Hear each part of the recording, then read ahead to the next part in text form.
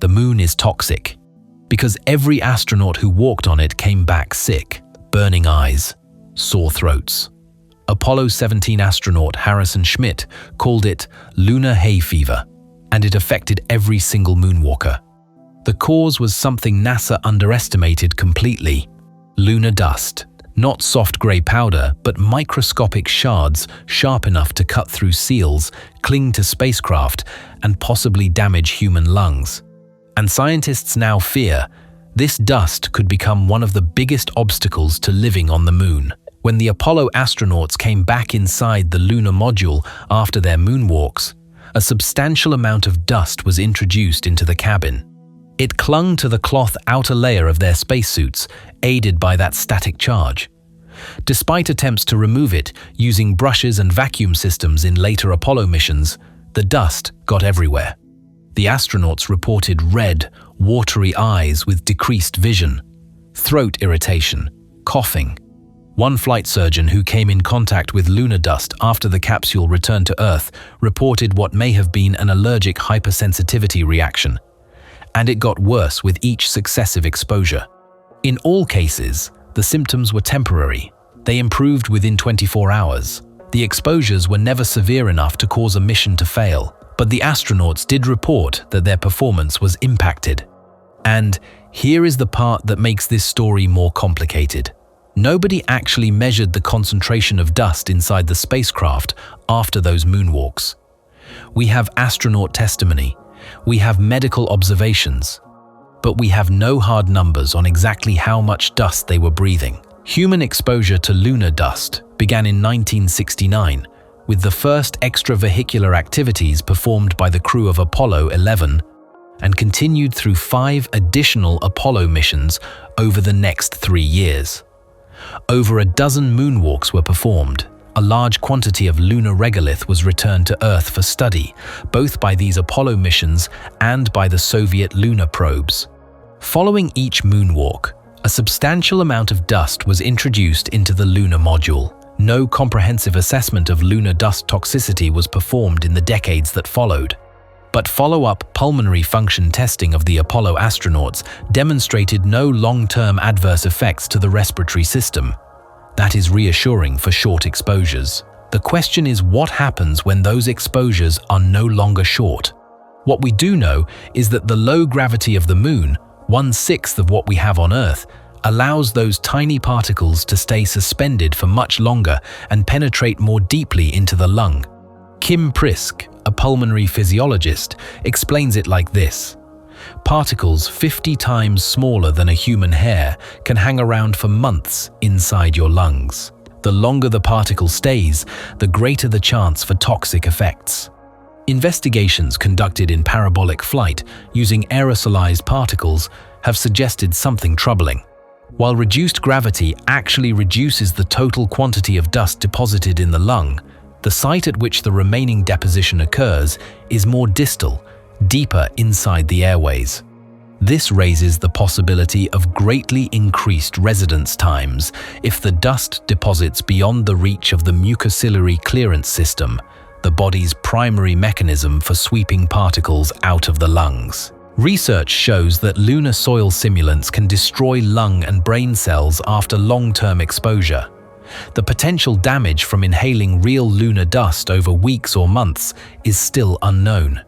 For decades after Apollo, no comprehensive assessment of lunar dust toxicity was performed.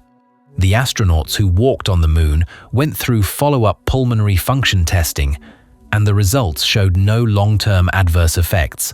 But those were brief exposures, a few days at most, intermittent contact with the dust, not prolonged immersion in it. Then, in 2004, President George W. Bush announced a planned return to the lunar surface by 2020, and suddenly, NASA had to take this problem seriously. The agency formed a group called the Lunar Airborne Dust Toxicity Advisory Group, or LADTAG. This was a highly integrated team of toxicologists, chemists, and geologists, both internal NASA experts and external scientists. Their job was to figure out, for the first time, how dangerous lunar dust really is. and to set permissible exposure limits for astronauts who would be living on the moon for months, not days.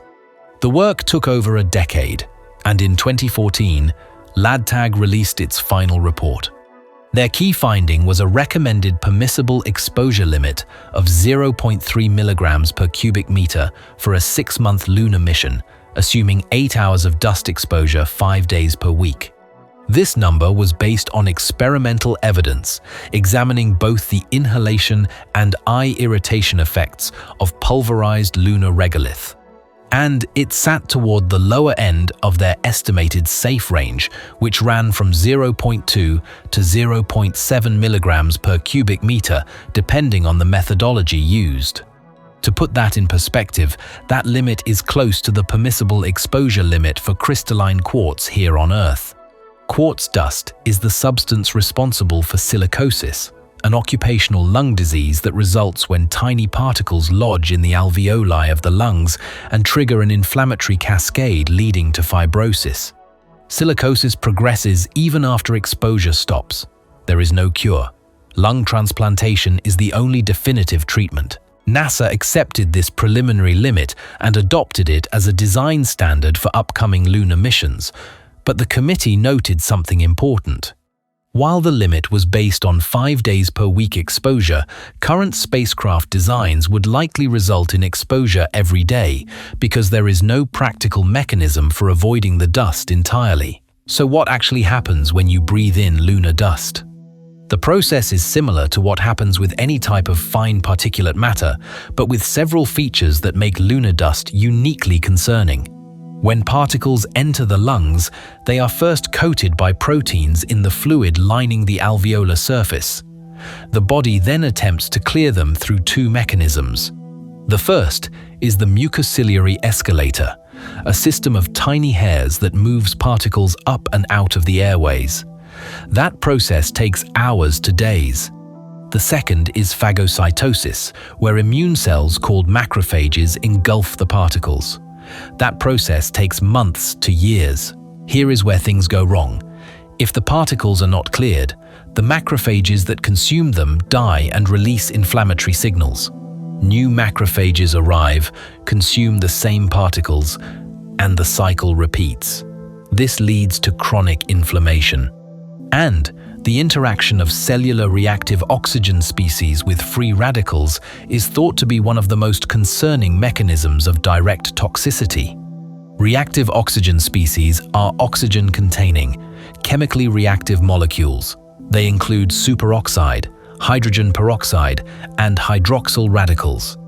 Research on lunar soil simulants has shown that these simulants can spontaneously produce reactive oxygen species when they come into contact with water or simulated lung fluid. Simulants with high glass content tend to produce more. Mechanical stress and vacuum conditions, the very conditions of the lunar environment, promote their formation further. In simulated lung fluid, the production of hydrogen peroxide was sustained for as long as 7.5 hours.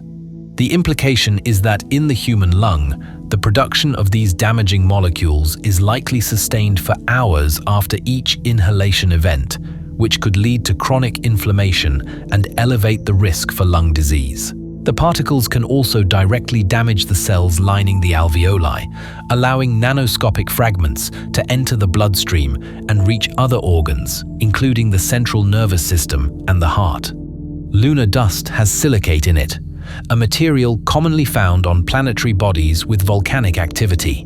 Miners on Earth suffer from inflamed and scarred lungs from inhaling silicate. The comparison to silicosis is natural, but there are important differences.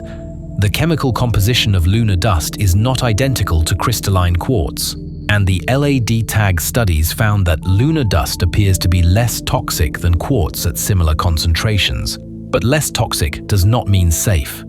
In the LADTAG rat inhalation studies, animals were exposed to concentrations of lunar dust ranging from about 2 to 60 milligrams per cubic meter for 4 weeks. At the lowest concentrations, around 2 and 7 milligrams per cubic meter, no adverse effects were observed. But at 21 milligrams per cubic meter, the researchers saw mild adverse effects, including neutrophilic inflammation, lymphoid hyperplasia, and granulomas. At the highest concentration, those effects were moderate. No fibrosis was observed at the 3-month endpoint, but the presence of granulomatous nodules suggested the potential for fibrotic changes over longer periods. To understand those numbers, it helps to know how the experiments were run. The lunar dust was derived from a regolith sample collected during the Apollo 14 mission from the Flaw formation near Cone Crater. The major mineral components are amorphous silica, aluminium oxide, calcium oxide, iron oxide, and magnesium oxide, accounting for roughly 48, 20, 12, 8, and 7% of the dust by weight respectively. The lunar soil does not contain heavy metal oxides or crystalline silica at levels that pose a known toxicity concern. Because real lunar dust is incredibly scarce, researchers had to be resourceful. They used a jet milling process to grind larger regolith particles into respirable sizes. The violent collisions of particles inside the jet mill, driven by high-pressure nitrogen, broke them into fragments that mimicked the way impacts create dust on the actual lunar surface. All dust preparation was carried out in a tightly sealed, nitrogen-filled hood to preserve whatever surface reactivity the dust still possessed after 50 years of storage on Earth.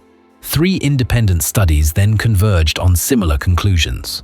The first compared molecular and cellular markers of toxicity after exposing rats to lunar dust, titanium dioxide, and quartz. The second examined the cellular and histopathological changes in rats after 1 month of episodic inhalation at varying concentrations. The third applied benchmark dose modeling to determine dose-response curves. All 3 methods produced safe exposure estimates in the range of 0.2 to 0.7 milligrams per cubic meter. But here is a detail that often goes unmentioned. The studies also found that grinding the dust to simulate lunar surface conditions did not increase its reactivity. This was unexpected. It means the true in situ reactivity of lunar dust on the moon, where particles are freshly fractured and bombarded by radiation in a vacuum, remains unclear. The dust we tested may have been less reactive than the dust astronauts will actually encounter. And there is another gap. Future lunar missions, particularly those planned for the South Polar region under NASA's Artemis program, will encounter soil that may have different characteristics from the Apollo 14 samples. It is unknown if dust from permanently shadowed craters or from beneath the near surface poses an increased risk to human health. Geographic variation in the toxicity of terrestrial dusts has been observed on Earth. There is no reason to assume the moon is uniform. The respiratory system is the most obvious concern. But it is not the only one. Lunar dust is known to be highly abrasive. Testing with simulants showed that the material has abrasive properties comparable to commercial sandpaper. Clothing contaminated with this dust, inside the confines of a rigid spacesuit, could cause significant skin irritation. The outer protective layer of skin, the stratum corneum, could be damaged, leading to dermatitis or sensitization. As for the eyes, in vivo testing in a rabbit model with actual lunar dust showed minimal chemical irritancy. Slight redness and swelling were observed at large doses, but these effects disappeared within 24 hours and no corneal abrasions were noted. LADTAG classified the dust as a nuisance for the eyes and recommended against special protective precautions unless an individual astronaut finds it particularly irritating. But repeated suit donning and doffing, with dust-covered surfaces near the face each time, could make this a cumulative problem. Then there are the concerns that have barely been studied at all. Cardiovascular toxicity. An increasing number of studies suggest that particulate matter exposure on Earth increases cardiovascular disease risk. It is unknown whether lunar dust does the same. Deleterious effects on the heart or blood vessels could be compounded by the physiological changes already known to occur in spaceflight, including cardiac deconditioning, dramatic fluid shifts, and increased frequency of arrhythmias. Gastrointestinal effects.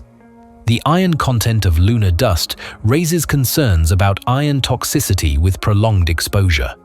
The iron in lunar regolith exists in an electrochemically reduced state, different from the oxidized iron found in most compounds on Earth. How this affects absorption and metabolism is unclear. Recent research suggests that high iron availability in the gut can enhance the virulence of pathogenic bacteria, including E. coli. Neurological effects. Multiple studies have examined the direct cytotoxic effects of simulant lunar dust on neural cells, though no comprehensive studies have confirmed such findings with actual lunar dust. Immune system disruption. Some studies suggest that spaceflight itself causes global dysregulation of adaptive immunity. Reactivation of latent viruses, including herpes virus, has been observed in astronauts during and after shuttle and ISS missions. How chronic exposure to lunar dust might interact with these immune changes is unknown. And then there is one that almost nobody talks about. For a self-sustaining lunar outpost over the very long term, there is concern about the impact of lunar dust on reproductive and developmental health. Decreased fertility, higher incidence of birth defects. Though radiation is likely to have a more directly harmful effect, the point is this: we have studied one organ system in detail. For everything else, we are largely guessing. And the countermeasures we have, they are mostly borrowed from terrestrial mining and construction. On Apollo missions, nylon bristle brushes were used to remove larger dust particles from suit exteriors before re-entering the lunar module. Wet wipes were used for surface cleaning inside. In later missions, vacuum cleaners and cabin air filters attempted to scrub the dust from the air. The astronauts reported mixed success. For future missions, engineers have proposed electrostatic or electrodynamic shielding to repel dust from surfaces. The nanophase iron in lunar dust makes it sufficiently magnetic to be lifted off a surface with a simple handheld magnet. Non-pliable, non-polar surface coatings could reduce adhesion. Gels, liquids, or pressurized gases could mechanically remove dust from suits. One concept involves a suit port, a mechanism that allows astronauts to enter and exit their spacesuits directly from the cabin without ever bringing the dust-covered exterior inside. Multi-stage HEPA air filters, combined with magnetic filters, could clear cabins of suspended particles. But as the Apollo experience showed, some degree of crew exposure to lunar dust is an almost inevitable consequence of surface activity. And if an astronaut does develop lung disease during a long stay, the treatment options are grim. If the condition resembles silicosis, established disease would be exceedingly difficult to treat. Lung damage would likely progress even after further exposure stops. In acute silicosis following high-dose exposure, symptoms can begin within weeks. Standard treatment is supportive. Avoidance of further exposure, supplemental oxygen, bronchodilators. Lung transplantation is the only known cure. In a lunar habitat with limited medical supplies and no hospital, an astronaut showing signs of lung disease would need to return to Earth. Assuming they are still functionally able to do so, toxic dust is not the only danger the moon conceals. The moon is shrinking. Its interior is still hot, and as it cools, the entire body contracts. Over the last few 100 million years, the moon's circumference has shrunk by more than 150 feet. In much the same way a grape wrinkles when it shrinks down to a raisin, the moon develops creases. But unlike the flexible skin of a grape, the moon's surface is brittle. It cracks, and where sections of crust push against one another, faults form.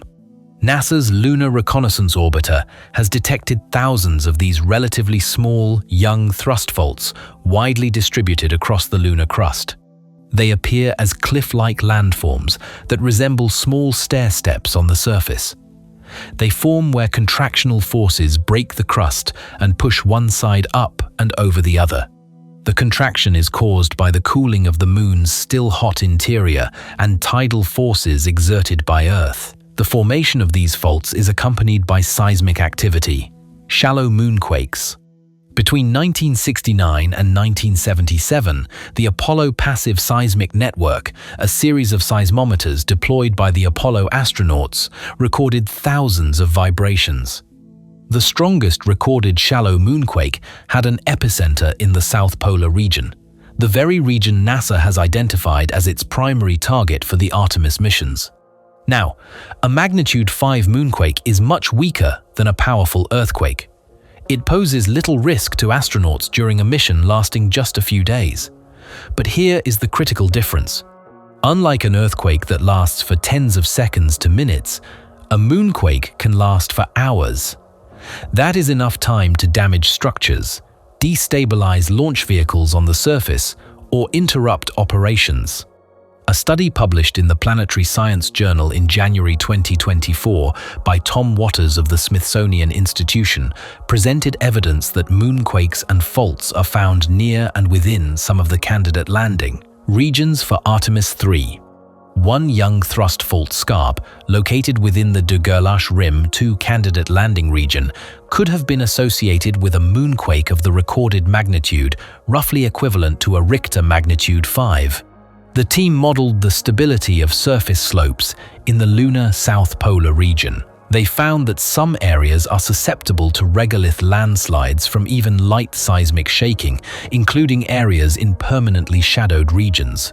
These are the very areas of interest because of the resources that might be found there, such as water ice. As Waters put it, the global distribution of young thrust faults, their potential to be active, and the potential to form new thrust faults from ongoing global contraction should be considered when planning the location and stability of permanent outposts on the Moon. In 2025, Waters and Nicholas Schmer, a planetary seismologist at the University of Maryland, developed a new method for estimating the magnitude of seismic shaking by analyzing evidence of dislodged boulders and landslides near the Lee-Lincoln Fault in the Taurus-Littrow Valley, the same valley where Apollo 17 astronauts landed in December 1972.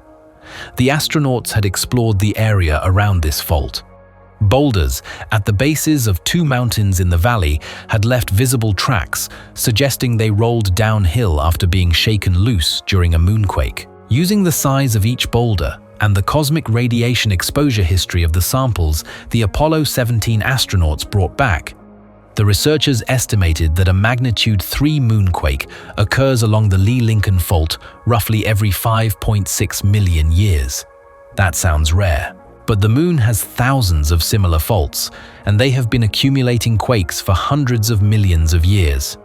As Schmer explained, one of the things we are learning is that many similar faults have likely had multiple quakes spread out over millions of years.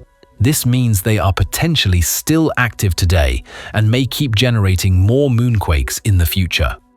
The chances that a quake would have shaken the Taurus-Littrow Valley on any given day, while the Apollo 17 astronauts were there, are estimated at about 1 in 20 million. Those are reassuring odds for a 3-day visit. They are less reassuring for a permanent settlement. You can think of the Moon's surface as dry, ground, gravel and dust, Schmer explained.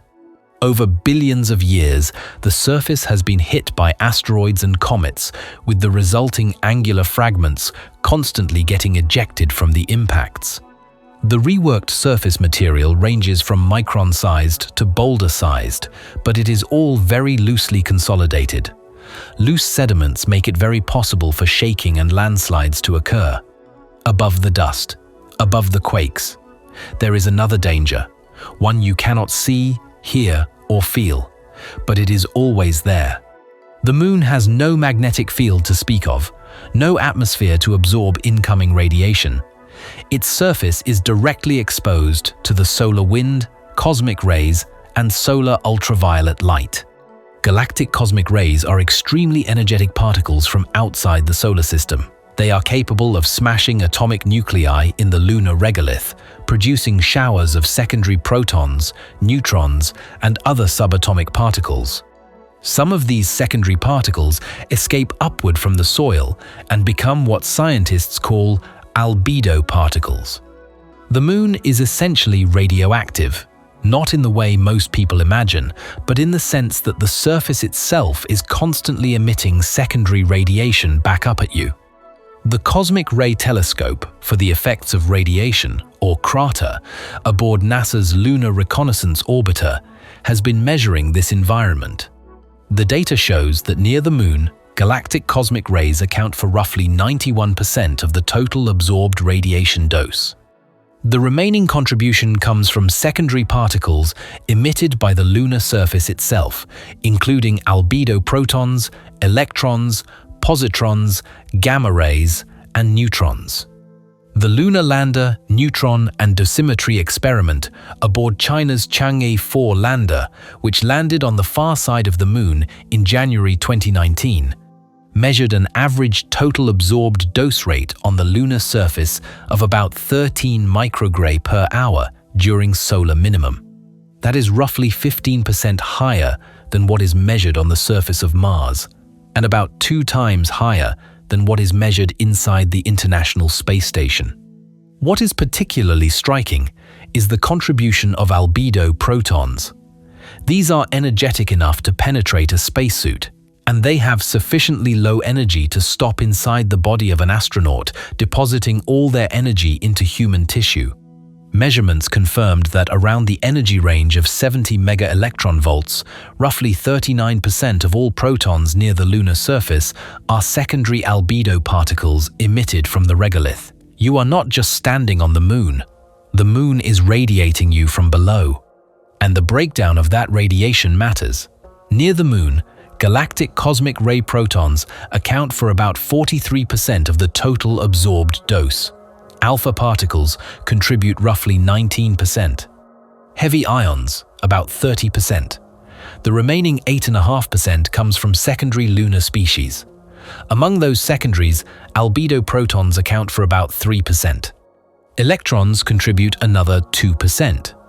Positrons, about 1.5%. Gamma rays, about 1%. And neutrons, less than 1% of the absorbed dose, but biologically significant because of their high damage weighting factor. When the calculation shifts from absorbed dose in silicon to the more biologically relevant effective dose in water, the picture changes. Heavy ions from galactic cosmic rays alone jump to 62% of the total.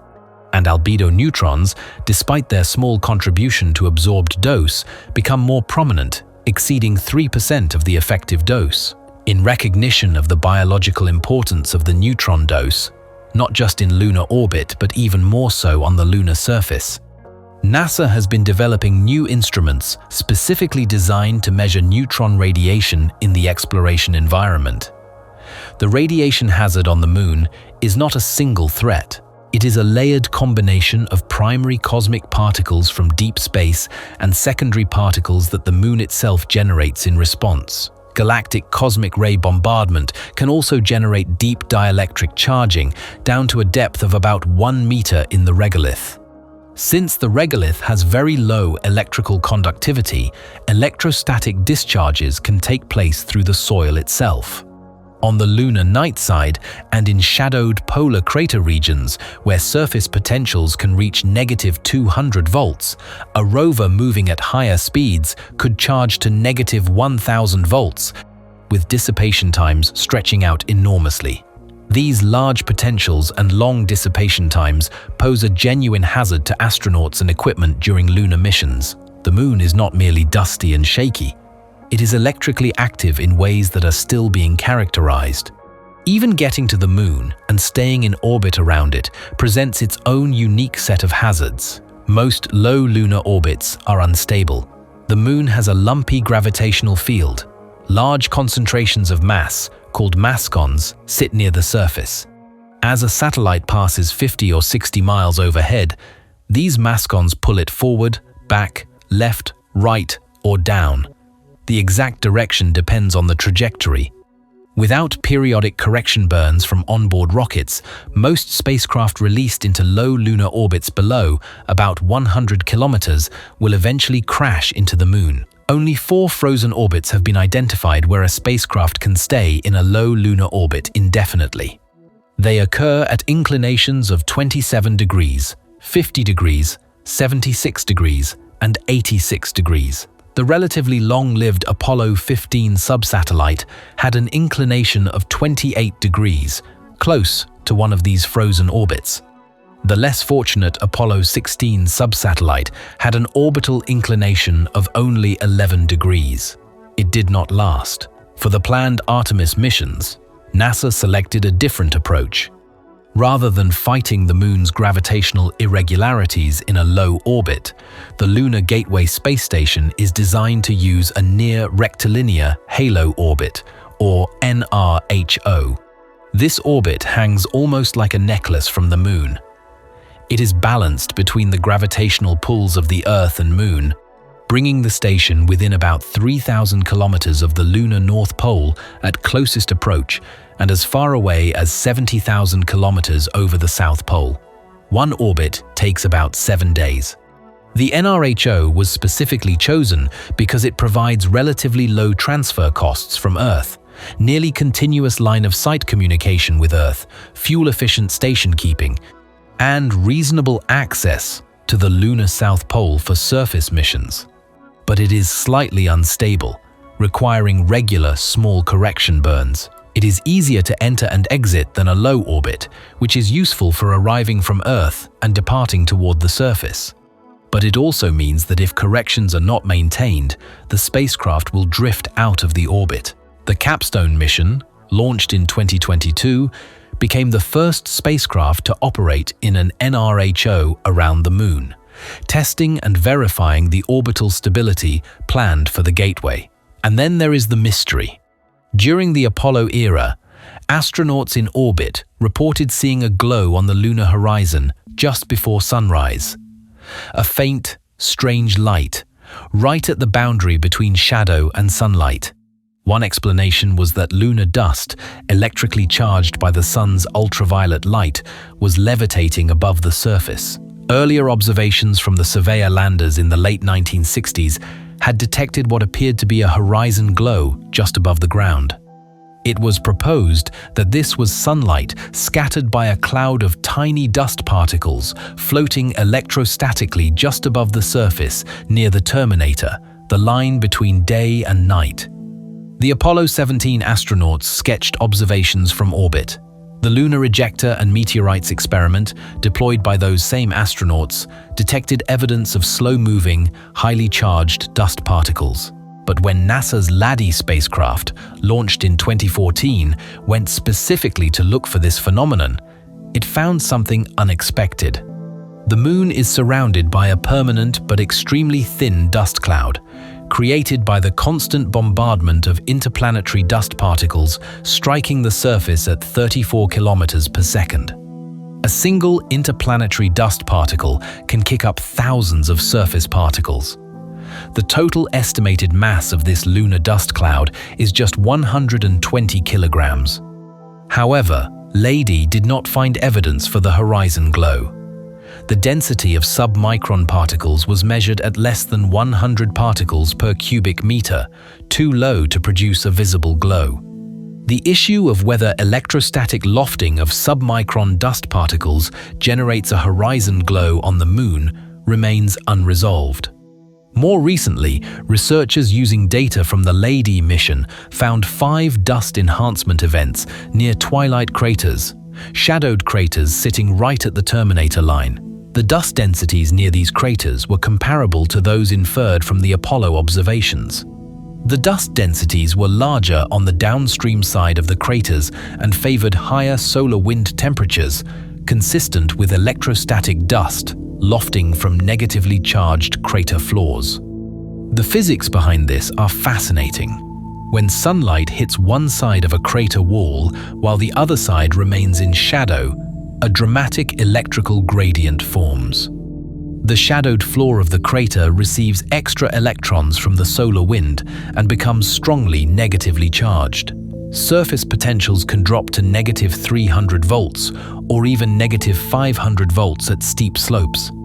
This is enough to loft submicron-sized dust grains tens of kilometers into the air through a process scientists call the dynamic fountain model. The like-charged dust particles are essentially repelled upward by the electric field in the sheath region near the surface, reaching altitudes that depend on their size and the strength of the local potential. The researchers calculated that dust grains from the flat surface can only reach altitudes of less than 5 kilometers. But dust grains launched from the leeward wall of a steep crater can be lofted to more than 100 kilometers, higher than the orbit of the Lady spacecraft. And those grains are not just going straight up. Horizontal electric fields created by the topographic change transport them laterally as well.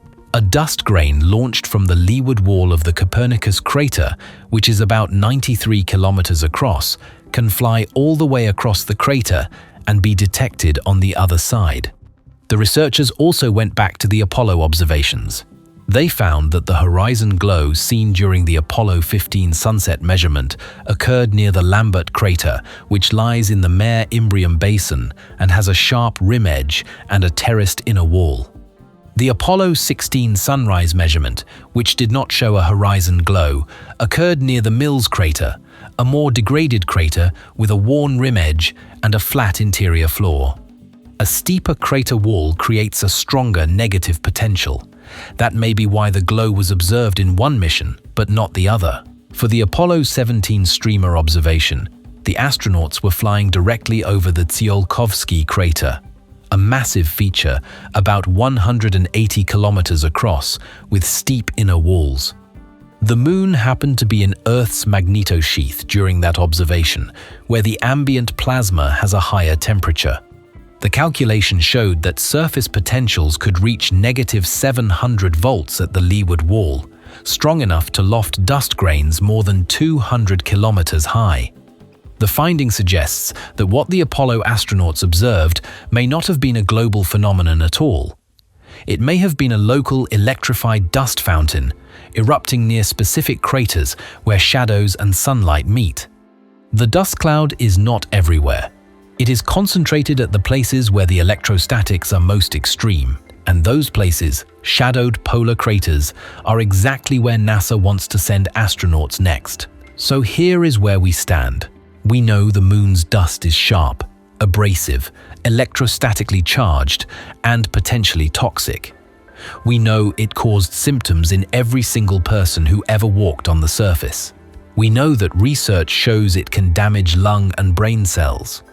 We know that NASA has set permissible exposure limits, but those limits are based on soil from a single landing site and on animal studies with exposure durations far shorter than what future missions will require. We do not know the full spectrum of health effects from long-term exposure. We do not know how the dust from the South Polar region differs from the Apollo 14 samples that were tested. We do not know how lunar dust interacts with the immune changes, cardiovascular shifts, and radiation exposure that are already part of the spaceflight environment. We do not know if the inflammatory response it triggers in the lungs will lead to fibrosis over months or years. We do not know what it does to the gut, the kidneys, the brain, or the heart over prolonged stays. We know the Moon is shrinking and cracking, that faults run through the very regions we plan to explore, and that moonquakes can shake the ground for hours. We know the radiation environment is intense, with secondary particles streaming up from the soil itself. We know the gravitational field is uneven enough to pull spacecraft out of orbit. And we know there are strange electrostatic dust phenomena occurring at the boundaries of light and shadow that we still do not fully understand. The Moon is 239,000 miles away. It is the closest celestial body to Earth. We have been there 6 times. And yet, in many ways, we are only now beginning to understand what it would actually take to live there. Every answer we find seems to bring another question. That is what makes the Moon so fascinating, not because it is simple, but because, after all these decades of study, it remains one of the most complex and hazardous environments human beings have ever contemplated calling home. And we are going back. As NASA prepares to send astronauts to the South Polar region through the Artemis missions, each of these hazards is being studied, modeled, and planned for.